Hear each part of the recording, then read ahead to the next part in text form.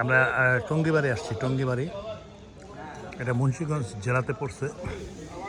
বন্ধুর বাসা, আমাদের বন্ধু হয়। বিশাল গ্রামের ভিতরে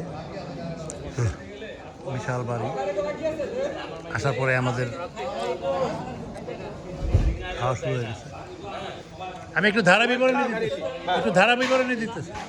ওয়েলকাম ওয়েলকাম দই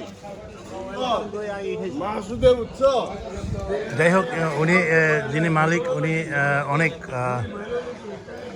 পয়সাওয়ালা লোক এবং আত্মাওয়ালা লোক। সে আমাদের জন্য বিশাল খাবারের আয়োজন করছে।